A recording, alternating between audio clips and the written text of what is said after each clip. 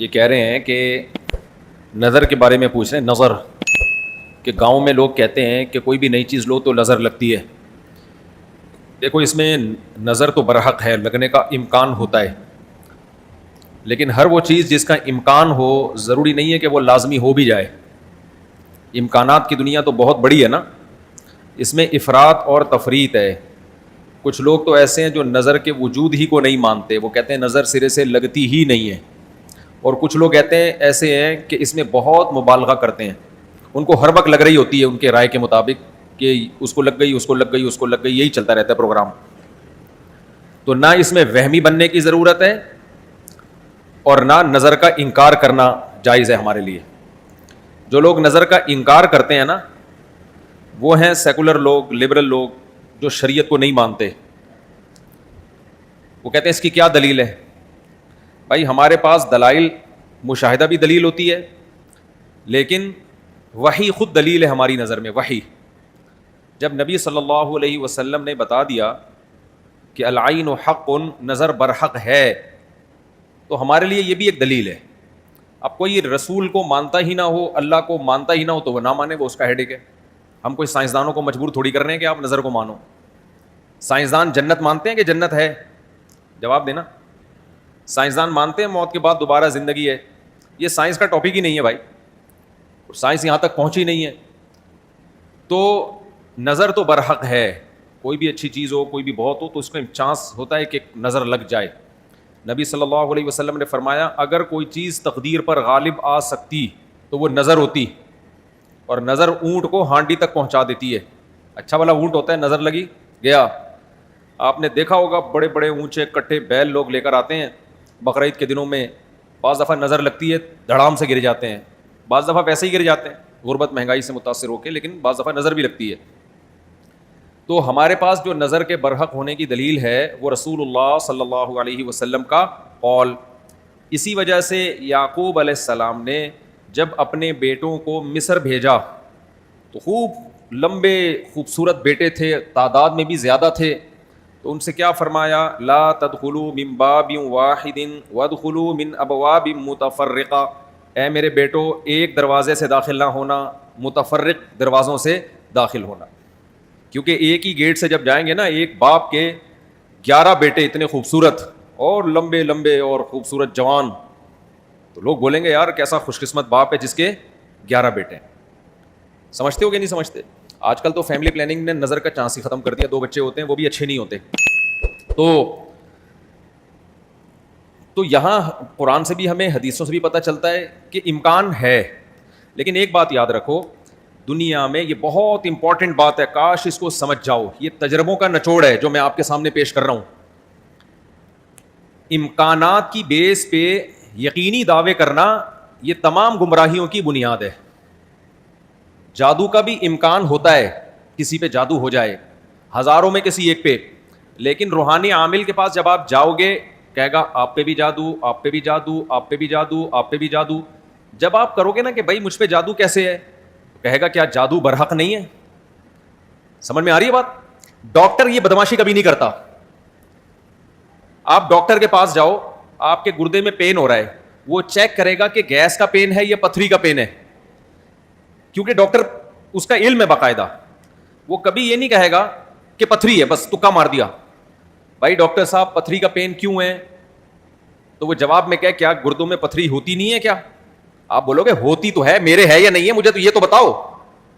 حالانکہ گردوں میں پتھری ہونے کا جتنا چانس ہے نا, جتنی پرسنٹیج 100 میں, جادو کی اس سے بھی کم ہے.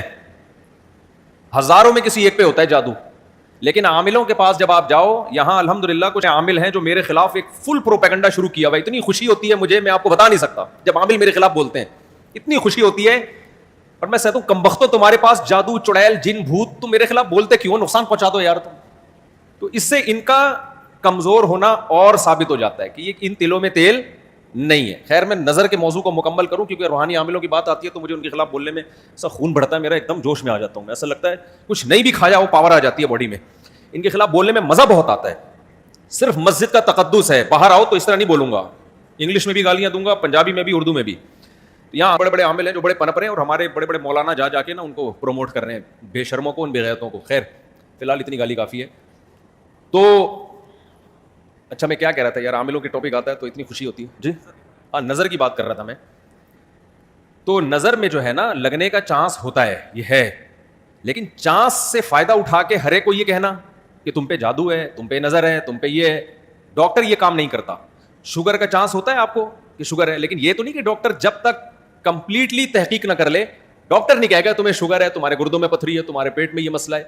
حالانکہ امکانات تو ہوتے ہیں, لیکن آپ یہ جو ڈرامے باز لوگ ہیں نا روحانی عامل, ان کے پاس جاؤ گے نظر ہی لگی ہوئی ہے آپ کو, لازمی کیا لگی ہے, کیونکہ جب کسی کے پاس کوئی فن نہیں ہوتا, علم نہیں ہوتا, تو وہ سب کچھ جانتا ہے. پھر سمجھ رہے, ڈاکٹر کے پاس علم ہوتا ہے کڈنی کا, لہذا تحقیق کرے گا, 100 میں 2 کو کہہ دے گا تیرے گردے خراب ہیں. عاملوں کے پاس چونکہ جن چڑیل بھوت کا علم ہوتا ہی نہیں ہے, لہذا ہر ایک پر جن بھی ہے, چڑیل بھی ہے, اور بھوت بھی ہے, اور نظر بھی ہے, اور موکل بھی ہیں, اور حمزات بھی ہیں, اور پتہ نہیں کیا کیا ہے, ڈرامے بازی. سمجھتے ہو؟ جب ان کو بولو کہ کیا دلیل ہے, تو بھائی امکانات کی دنیا میں امکان کہ فلانے پہ لگ گئی تھی, فلاں پہ لگ گئی تھی.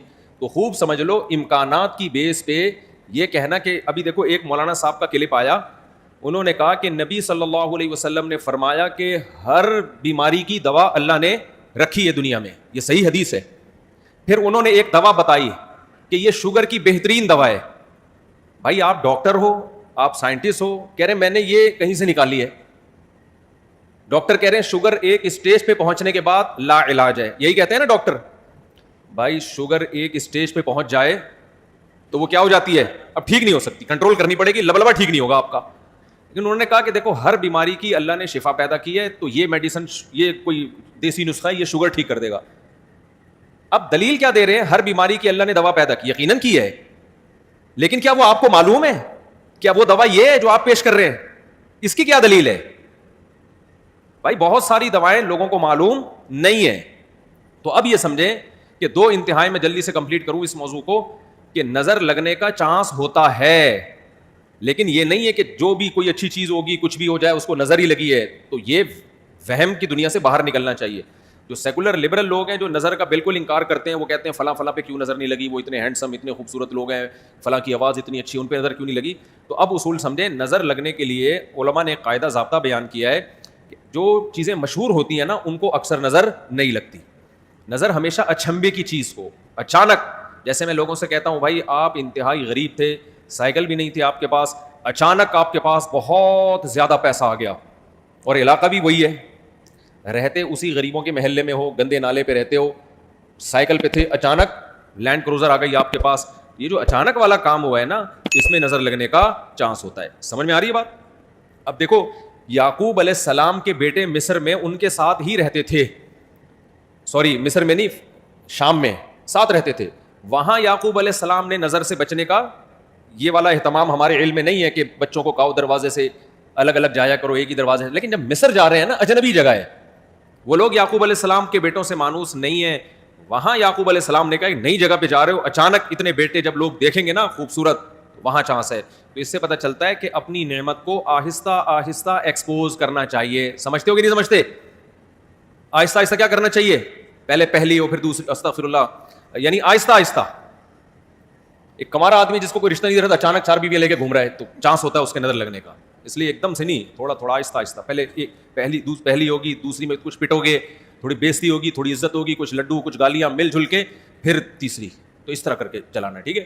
تو اچانک کوئی نعمت آتی ہے تو اس پہ نظر لگنے کا چانس ہوتا ہے. دوسری بات یہ ہے کہ نظر سے بچنے کے لیے جو نبی صلی اللہ علیہ وسلم نے دعائیں بتائی ہیں, ان دعاؤں کا اہتمام کرنا چاہیے. اعوذ بکلمات اللہ التامہ من کل شیطان وہامہ ومن کل عین لامہ, یہ دعا پڑھنی چاہیے. اور اپنی نعمت کا اظہار ان لوگوں کے سامنے کرنا چاہیے جو آپ سے محبت کرتے ہیں, وہ خوش ہوں گے. بعض دفعہ انسان دوسرے سے محبت کے دعوے کرتا ہے لیکن جیلس ہو جاتا ہے. وہ جب آپ اس کو بتاتے ہیں نا میرے پاس اتنا پیسہ, میری ارننگ اتنی ہو گئی, تو وہ اندر اندر سے جل رہا ہوتا ہے. تو حاسد کی نظر لگنے کا چانس زیادہ ہوتا ہے. سمجھتے ہو؟ تو اپنی نعمت ہر ایک کے سامنے نہیں بیان کرنی چاہیے. بعض دفعہ اپنی نظر بھی لگتی ہے انسان کو, تو خود پسندی میں, عجب میں مبتلا نہیں ہونا چاہیے. جب بھی کوئی نعمت ہو, آدمی کیا کہے, اللہ کی دین ہے. بھائی میرا کمال نہیں ہے, کس کی دین ہے, یہ اللہ کی دین ہے. تو ان چیزوں کے اہتمام سے نظر کا چانس کم ہو جاتا ہے. باقی عاملوں کے پاس نہ نظر کا کوئی علاج ہے, سوائے مسمرزم کے دماغ کو کنٹرول کر کے کچھ الٹی سیدھی چیزیں آپ کی کھوپڑی میں ڈال دیتے ہیں, تو اس سے آپ سمجھتے ہو کہ میں ٹھیک ہو رہا ہوں. ٹھیک نہیں ہوتے, آپ مینٹلی تھوڑا سا کیا ہو جاتے ہو, مطمئن ہو جاتے ہو, اور ان کا اپنا دماغ بھی خراب ہوتا ہے, آپ کا بھی دماغ خراب کرتے ہیں, سمجھتے ہو. اچھا, میں جب عاملوں کے خلاف بولتا ہوں, لوگ کہتے ہیں یہ 2 نمبر عاملوں کے خلاف ہے. بالکل غلط بات, میں 1 نمبر عاملوں کے خلاف ہوں, یہ ذہن میں رکھو. 2 نمبر کو تو میں لفٹ ہی نہیں کراتا. میں ان عاملوں کے خلاف ہوں جن کو علماء بزرگان دین سمجھتے ہیں کہ بہت بڑی پہنچی ہوئی چیز ہے یہ. میں ان کو 2 نمبر سمجھتا ہوں. یہ کخ بھی نہیں کر سکتے, سمجھتے ہو, یہ کچھ بھی نہیں کر سکتے, چاہے امریکہ میں ہو, چاہے جاپان میں ہو, چاہے پاکستان میں ہو, چاہے کراچی میں ہو, چاہے پنجاب میں ہو, سب ایک جیسے ہیں. اس لیے اپنے آپ کو بچاؤ ان فضول لوگوں سے. اچھا بھائی, حضرت محمد صلی اللہ علیہ وسلم پر جادو کے اثرات سے متعلق اہل سنت کا کیا عقیدہ ہے؟ نبی پر جادو ہوا تھا, بخاری مسلم سے ثابت ہے, لیکن ہوا کیوں تھا؟ آپ کہیں گے نا ایک طرف تو آپ کہہ رہے ہیں جادو اتنی آسان نہیں ہے, ہزاروں میں کسی ایک پہ, تو پیغمبر پہ ہو گیا. دیکھو کچھ چیزیں نبی صلی اللہ علیہ وسلم کے ساتھ ایسی ہوئی ہیں جن میں کوئی حکمت تھی. یہودی آپ کو جادوگر کہتے تھے, جادوگر جادوگر. اللہ نے تھوڑا سا اثر ہونے دیا تاکہ یہودیوں کو الزام لگانے کا موقع نہ ملے. جادوگروں پہ جادو کا اثر نہیں ہوتا, تو تھوڑا سا اثر اللہ نے ہونے دے دیا. اتنا اثر کہ آپ کبھی کبھار بھولنے لگے کچھ چیزیں, کچھ کام کیا ہوتا آپ کو یاد نہ ہوتا. اس سے زیادہ اثر نہیں ہوا آپ کے اوپر. اور یہ اثر اس لیے اللہ نے ڈالا تاکہ لوگوں کو یقین آ جائے آپ بشریت میں کامل ہیں اور آپ جادوگر نہیں ہیں. اصل مقصد یہ الزام کی نفی تھی. اگر یہ اتنا آسان ہوتا تو ابو بکر پہ کیوں نہیں ہو گیا میرے بھائی, حضرت عمر پہ کیوں نہیں ہو گیا, حضرت عثمان پہ کیوں نہیں ہو گیا, سیدنا علی پہ کیوں نہیں ہو گیا؟ یہ تو ایک تماشا بنا لیتے لوگ. فرعون کے موسیٰ علیہ السلام کے مقابلے میں جادوگر آئے ہیں. آپ لوگ کو آواز صحیح آ رہی ہے؟ گونج تو نہیں رہی ہے آواز؟ مجھے تو گونج رہی ہے آواز. بھائی موسیٰ علیہ السلام کے مقابلے میں جادوگر آئے. قرآن کہتا ہے یخیل الیہ من سحرہم انہا تسعی. جادوگروں نے دماغ کو ایسا کیپچر کیا ہے کہ دیکھنے میں ایسا لگا کہ یہ لاٹھیاں نہیں بلکہ سانپ ہیں. حقیقت میں وہ لاٹھیاں سانپ نہیں بنی تھیں, دماغ میں کچھ انہوں نے ایسا کیا ہے نا کہ یخیل, خیال پیدا ہوا کہ یہ لاٹھیاں نہیں بلکہ کیا ہے, سانپ. دیکھو انبیاء کے دماغ کو ایسے کیپچر نہیں کیا جا سکتا, لیکن اللہ نے یہاں ہونے دیا. موسیٰ علیہ السلام کو بھی ایسا لگا کہ یہ لاٹھیاں نہیں بلکہ کیا ہے, سانپ ہیں. اس میں حکمت تھی نا تاکہ مقابلہ تو ہو. اب سوال پیدا ہوتا ہے جب موسیٰ علیہ السلام مقابلہ جیت گئے, فرعون نے دھمکی دی جادوگروں کے کہ تمہارے ہاتھ پاؤں کاٹ کے میں قتل کر دوں گا, تو جادوگر وہی رسیاں دوبارہ فرعون کی طرف پھینک دیتے کہ تو قتل کر کے دکھا ہمیں. کیا خیال ہے بھائی؟ یا فرعون پہ جادو کر دیتے. ہوا جادو فرعون پہ؟ بولتے کیوں نہیں؟ مجھے تو لگ رہا ہے آپ لوگ پہ ہو گیا. نہیں ہوا نا فرعون پہ جادو. بھائی جادوگر ہزاروں جادوگر تھے, سینکڑوں تو تھے ہی. انہوں نے سوچا کہ یار تو ہمیں دھمکی دے رہا ہے, انتر منتر کلی کل انتر ہو جا منتر چھو, یوں کرتے فرعون ٹیڑھا ہو جاتا. فرعون کی ساس کو کچھ چیزیں سکھا دیتے. کیا خیال ہے؟ جٹھانی فرعون کی زوجہ جو تھی حضرت آسیہ رضی اللہ عنہا, ان کو کہہ دیتے کہ تم اپنی ساس سے کچھ کروا دو یا جٹھانی سے, وغیرہ وغیرہ جو بھی ہے.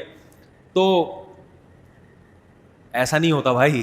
فرعون نے دھمکی دی اور ہاتھ پاؤں کاٹ کے ان سب کو شہید کر دیا, کچھ بھی نہیں ہو سکا. ایسا نہیں ہوتا. جادوگروں کو ایک ماحول چاہیے, اسی میں وہ سب کچھ کرتے ہیں. تو یہ ہم سے زیادہ کمزور ہوتے ہیں, ان سے ڈرنے کی بالکل ضرورت نہیں ہے. دنیا میں سب سے کم اگر ڈرو نا تو عاملوں سے اور جادوگروں سے سب سے کم ڈرا کرو. جیسے کہ پولیس والے ان سے بالکل بھی نہیں ڈرتے.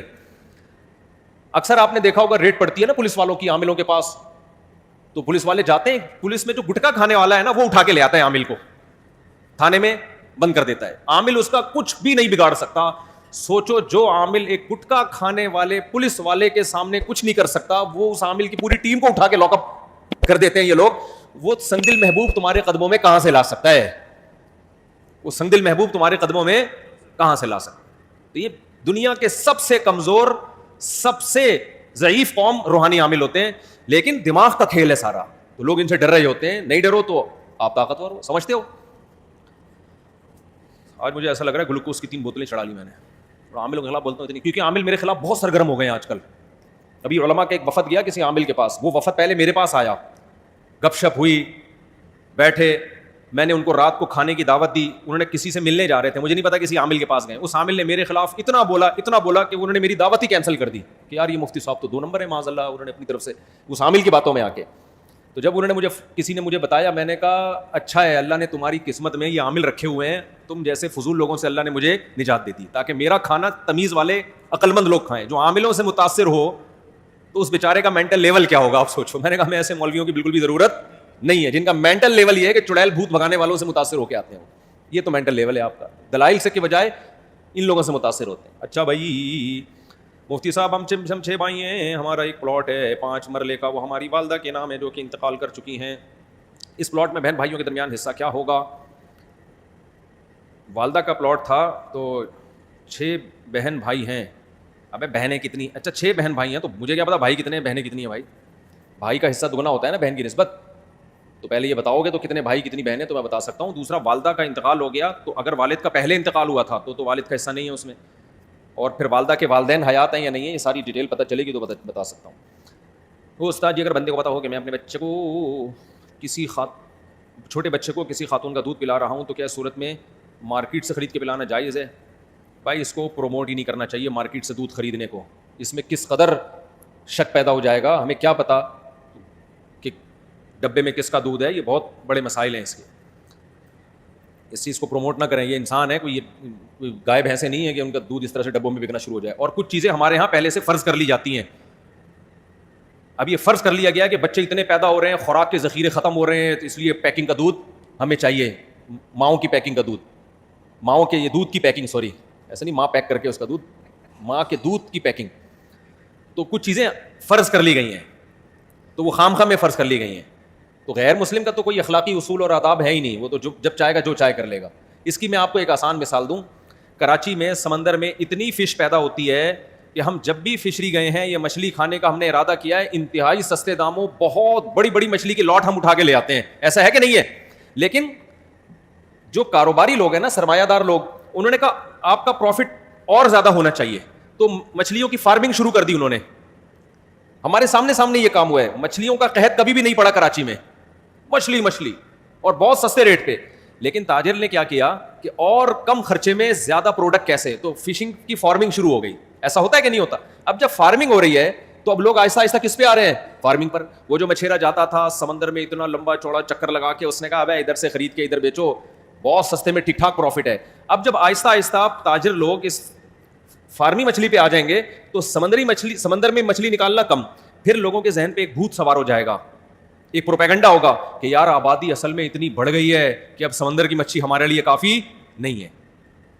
تو کچھ چیزیں ایسی ہیں جو ہم پہلے خود بخود فرض کرتے ہیں, ان فرضی چیزوں کی بیس پہ ہم کام شروع کرتے ہیں, پھر ہم اس پہ ڈیپینڈ کرنا شروع کر دیتے ہیں. پھر ہم کہتے ہیں یار اگر یہ فارمی مچھلی بند ہو جائے تو اتنی آبادی کو کون مچھلی کھلائے گا, حالانکہ اب تک سمندر کھلا رہا تھا. صحیح ہے نا؟ تو یہ سرمایہ دار کی ہوس ہوتی ہے. تو اسی طرح اب تک جتنے بچے پیدا ہو رہے ہیں وافر مقدار میں ماؤں کا دودھ ان کو مل رہا ہے, جن کو ماں کا نہیں ملتا بازار میں ڈبے کا مل جاتا ہے. ایسا کوئی ہمارے ملک میں قحط نہیں پڑا ہے. لیکن ایک چیز کو فرضی طور پہ کر کے وہ ڈبوں کا دودھ, ڈبوں کا ماؤں کا دودھ بھی جو ہے نا وہ پیک ہونا چاہیے, یہ ہونا, تو آہستہ آہستہ لوگ اس پہ ڈیپینڈ کرنا شروع کر دیں گے. تو نتیجہ یہی نکلے گا کہ لوگ کہیں گے یار دیکھو اگر اتنی آبادی ہے, اگر یہ نہ ہوتا. بھائی آبادی جو ہوتی ہے نا, بچے ایک دم آسمان سے تھوڑی گرتے ہیں, ماں جلتی ہے نا بچے کو. تو قدرت نے ایک سسٹم لگایا ہوا ہے کہ جب بھی بچہ پیدا ہوگا ماں کی چھاتیوں میں دودھ پیدا ہوگا. 100 میں کوئی 1-2 ہیں جن کے نہیں ہوتا, تو 1-2 کے تو پھر دائی پلا دے ان کو, BCO ان کے اور آلٹرنیٹ موجود ہیں.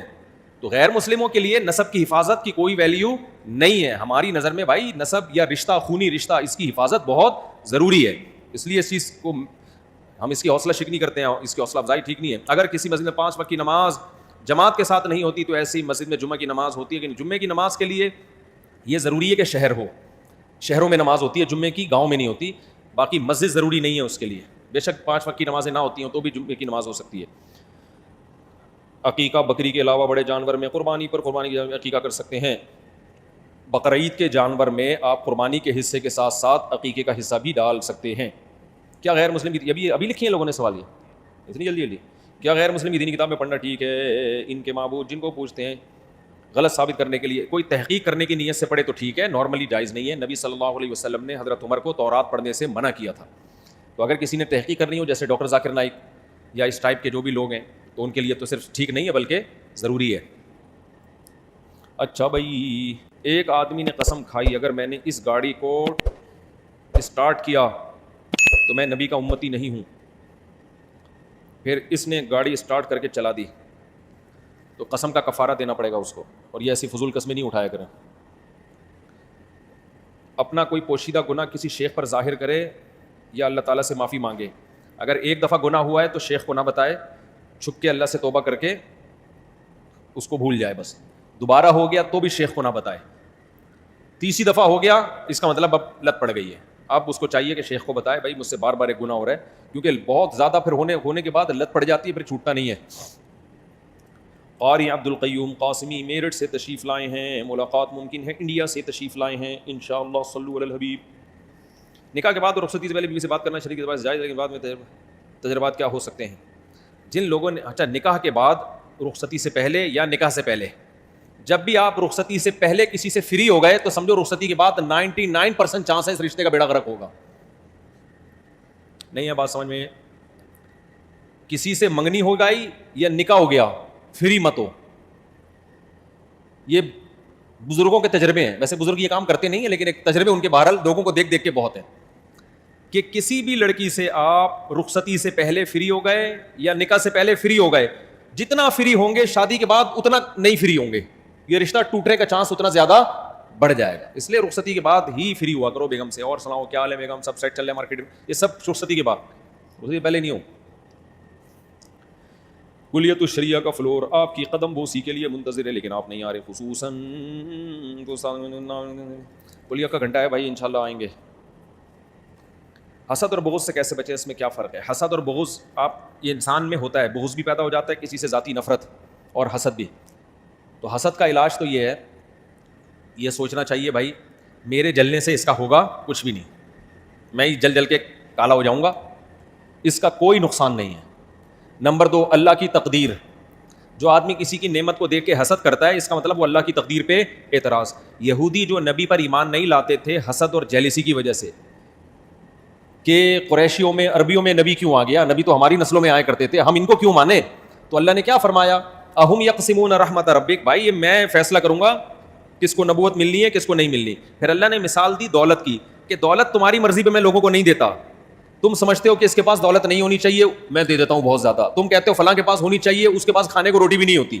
تو جب دولت جو کم درجے کی چیز ہے وہ میری مرضی پہ ملتی ہے تو نبوت تو بہت اعلیٰ چیز ہے، وہ تمہارے مشورے پہ تھوڑی کسی کو ملے گی.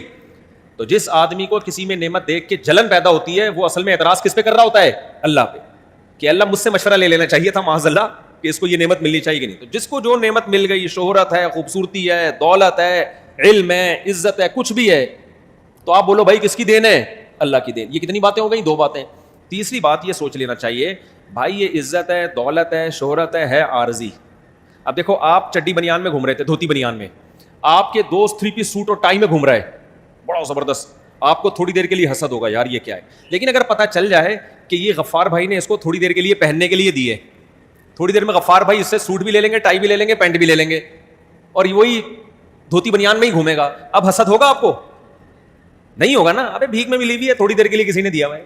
تو یہ سوچا کرو، غریب آدمی کو چاہیے یہ سوچا کرے جس کے پاس دولت ہے ابے تھوڑے دن کی کہانی ہے، یہ بھی پھٹے پہ لیٹا ہوا ہوگا، ہم بھی پھٹے پہ لیٹے ہوئے ہوں گے، یہ بھی قبر کے اندر ہوگا، ہم بھی قبر کے اندر. جتنے کیڑے ہماری لاش پہ، اس پہ کم وقت پہ اس سے زیادہ ہی کیڑے ہوں گے، کم نہیں ہوں گے، کیونکہ زیادہ کھایا ہے اس نے.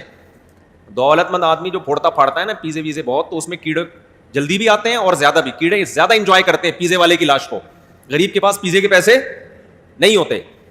تو اس لیے یہ سوچ کے صبر کیا کرو بھائی کہاں پہنچ جائے، جتنی عزت کی بلندیوں پر، شہرت کی بلندیوں پر، دولت کی بلندی پر، لیٹنا پھٹے پہ ہی ہے، غسل کے جہاں غسل دیا جائے گا، اور پھر قبرستان کے اندر. تو تھوڑے دن کی نعمتیں کسی کو مل گئیں اس پہ جیلسی، یہ کیوں تو اپنی بے وقوفی کی بات سمجھتے. اور ایک اور علاج اس کا یہ ہے کہ جس سے حسد ہونا اس کے لیے دعا کیا کرو، اے اللہ اس کو اور دے. تکلیف تو بہت ہوگی یہ دعا مانگتے ہوئے، بہت غصہ آئے گا کہ یار میں پہلے یہ کہہ رہا ہوں اس کو اتنی بڑی گاڑی مل گئی، میرے پاس رکشا ہے، ریڈی ہے، یہ میرا دوست تھا اور آج گاڑیوں میں گھوم رہا ہے. تو دعا کیا کرو اے اللہ اس کو اس جیسی ایک اور گاڑی اور دے دے. جب کسی کی تیسری شادی کا سنو، اے اللہ چوتھی بھی کرا دے اس کی. کیونکہ بہت لوگ اس سے بھی تپرے ہوتے ہیں کہ ہماری ایک نہیں ہو رہی، یہاں لوگ کرتے چلے جا رہے ہیں. ٹھیک ہے، تو جس کے لیے دل میں حسد کے جذبات ہوں اس کے لیے دعا کرنی چاہیے اے اللہ اس کو اور دے. تو تھوڑی دل میں تکلیف تو ہوگی، دل تو چاہ رہا ہوگا اللہ تباہ کر دے اس کو، بیڑا ہی غرق کر دے. لیکن آپ نے کیا کرنا ہے؟ دعا، اے اللہ اس کو اور دے. اس دعا سے کیا ہوگا؟ دل ٹھیک ہونا شروع ہو جائے گا. کہتے ہیں کہ آئینہ بنتا ہے رگڑے لاکھ جب کھاتا ہے دل، کچھ نہ پوچھو دل بڑی مشکل سے بن پاتا. دل پہ جب رگڑے لگتے ہیں تو چمکتا ہے، تو رگڑے لیں گے. اور ایک اور کام کیا کرو، اس کی تعریفیں کرنا شروع کر دو. حالانکہ دل چاہ رہا ہوتا ہے اس کی برائی، لیکن لوگوں کے سامنے تعریفیں. اور یہ ہوتا ہے، دیکھو ڈاکٹر ذاکر نائک صاحب آئے نا، بہت زیادہ عزت ہو رہی ہے. تو اب کیا ہے، کچھ لوگوں کو سمجھ میں نہیں آ رہا یار ہم لوگ اتنے اتنے عرصے سے یہ کام کر رہے ہیں, ہماری اتنی نہیں ہو رہی, اس کی اتنی ہو رہی ہے. تو اب وہ کہنے الفاظ تو ہوتے ہیں ہم اصلاح کر رہے ہیں, لیکن لیبل اصلاح کا ہوتا ہے, اندر کیا ہو رہی ہوتی ہے, جلن ہو رہی ہوتی ہے, حسد پیدا ہو رہا ہوتا ہے کہ یار یہ کیا ہے. تو ہمیشہ دشمن انہی کے ہوتے ہیں جن کو شہرت, عزت, دولت یا کوئی خاص حسن و جمال, کوئی بھی نعمت, انہی کے دشمن ہوتے ہیں. تو ایسے موقع پہ دعا دینی چاہیے. اور اگر کسی میں کوئی غلطی ہے تو غلطی کی اصلاح کا طریقہ خیر خواہی کے ساتھ اس کی بھی اصلاح کر سکتا ہے, طنز اور تانے کے بغیر بھی کر سکتا ہے انسان.